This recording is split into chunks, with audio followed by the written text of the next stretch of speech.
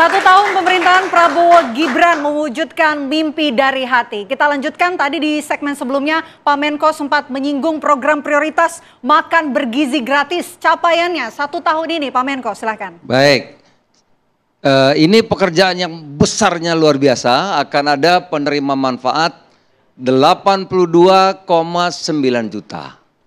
Sampai hari ini Bu Nani sudah 36 juta lebih. Ya, jadi perkiraan kita mungkin sampai akhir tahun bisa 50 juta ya Bu ya. Dengan 12 sampai 13 ribu dapur. Nah, saudara-saudara, tentu pekerjaan besar ya.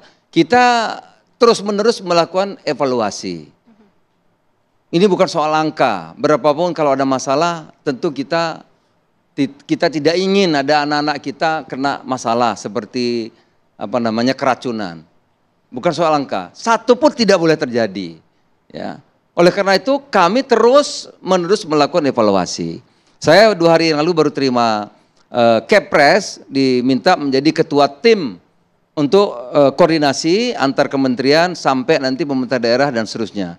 Kita Bang Karni ada 2 sekarang kita lakukan. Ada penyelenggaraan, itu penyelenggaraan MBG penyelenggara.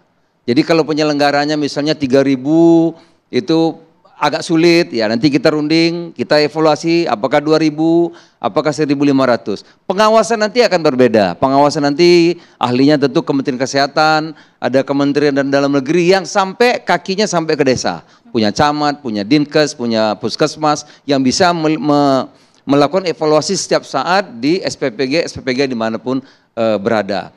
Ya sekali lagi, ini pekerjaan memberi makan 82,9 juta, pekerjaan terbesar di dunia, makanya tidak ada yang sebesar ini. Itu oleh karena itu ya tentu kita tidak mau salah, tidak ingin ya. Makanya kita terus evaluasi. Bahkan tadi saya katakan saya baru dapat Kepres mengenai untuk koordinasi antar kementerian lembaga sampai pemerintah daerah. Nanti ada tata kelola, ada penyelenggara, ada pengawasan oleh Menteri Kesehatan, Menteri Dalam Negeri, kemudian tata kelolanya nanti diperbaiki, akan dirumuskan oleh Mensesnek. Jadi Bang Karni dengan makan bergizi ini itu sambung, karena program presiden itu sambung. Satu kesatuan, negara harus kuat maka lahirlah Danantara. Ya kan? Kita, anak-anak kita harus tangguh, fisiknya cerdas, maka dia harus bergizi. Memberi makan banyak, maka kita harus berdaulat di bidang pangan. Kalau tidak nanti gimana? Oleh karena itu harus pangan. Kalau sudah semua maka kita harus, ekonomi kerakyatan harus berjalan. Maka lahirlah Koperasi Desa Merah Putih. Jadi semua program-program itu terkait satu dengan yang lain Bang Karni. Mohon doanya, dukungannya. Kami semua di sini ingin agar Pak Prabowo selalu menyala. Itu saja yang kami minta. Kami doakan presiden kita selalu menyala. Jangan sampai capek beliau. Itu saja karena tugasnya banyak. Belum soal tambang-tambang liar, yang nyolong, yang rampok banyak sekali Bang Karni. Yang ini semua akan diselesaikan secara bertahap. Saya kira demikian. Baik, Pak Menko, saling terintegrasi satu sama lain.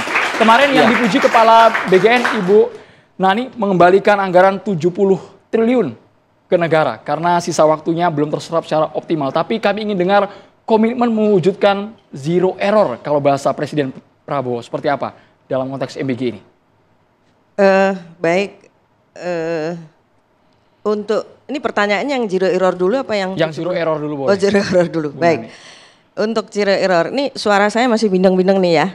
Saya baru tiap malam nih saya sekarang sidak ke dapur. Saya tadi malam ke daerah Jawa Timur. Saya sidaknya malam karena dapur ini aktivitasnya kan malam. Ya. Saya dapat 12 dapur, pagi-pagi sudah ke Jakarta, rapat kabinet kemudian ke sini ya. Artinya untuk mencapai zero tadi kami semua kerja keras untuk memperbaiki mulai dari tata kelola, kemudian tadi Pak Jul sudah sebutkan, nanti pimpinannya Pak Jul loh, ada kita ini nggak bisa menyelesaikan persoalan itu hanya sendirian, BGN itu nggak bisa, jadi harus antar kementerian dan lembaga, mungkin yang terlibat sampai 12 atau 17 kementerian dan lembaga nanti yang, jadi kami nggak sendiri contohnya.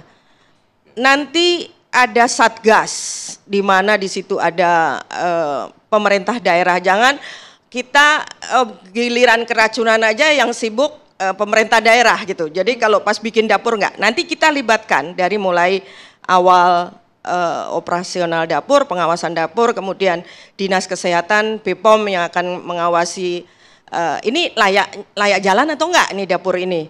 Jadi BGN ini hanya internal nanti pengawasan, tapi nanti pihak-pihak luar. Kemudian juga ketersediaan bahan baku, Bulog juga terlibat. Kenapa? Ini akan menjadi ledakan yang luar biasa dan bisa-bisa kita ini akan mudah-mudahan jangan terjadi impor telur ya Pak Jul. Karena yang dibutuhkan nanti kalau sudah sampai 32.000 dapur misalnya, itu sampai kira-kira sehari itu 7 sampai 9 juta kilo per 2 hari sekali. Karena bisa ganti daging ya, dagingnya juga sebesar itu. Artinya ini peluang besar untuk masyarakat di seluruh Indonesia, silahkan rame-rame beternak ayam dan juga ayam petelur. Jadi untuk capai zero tadi semua mengawasi, ini karena program unggulan jadi rame-rame kita akan gotong rame-rame baik dalam pengawasan maupun pelaksanaannya. Begitu. Ya. Angka yang sangat besar sekali tentunya. Akan menyerap tenaga kerja juga tenaga pastinya. Tenaga kerja yang langsung di dapur itu kalau 32 kira-kira 1,6 juta yang langsung. Yang tidak langsung itu kan ada supplier. Minimal satu dapur itu ada 15 supplier. Satu supplier mempekerjakan 5 sampai 10. Kira-kira akan terserap 2,5 juta. Artinya nanti di bulan Maret tidak akan ada lagi pengangguran sebanyak 4 juta. Oh. Jadi yang teman-teman yang di PHK insya Allah akan tertampung di program MBG. Pak Menko silakan, ada yang ingin ditambahkan? Ya, jadi Bang Karni insya Allah masa depan kita cerah, terang. Ya, amin, harus seterang, amin yang kencang ini Pak ya. Seterang matahari di siang hari.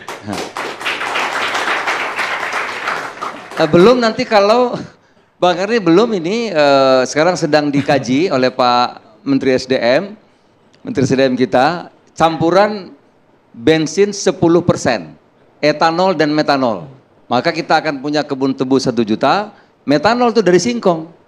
Ya, kalau itu terjadi, tidak akan ada tanah yang kosong, semua orang tanami. Karena tanam jagung 80 juta per hektar setahun hasilnya. Tanam padi lebih banyak lagi. Tanam singkong bisa juga 80 juta per tahun hasilnya. Karena sudah ada industri yang menampung. Kalau kemarin ditanam nggak laku.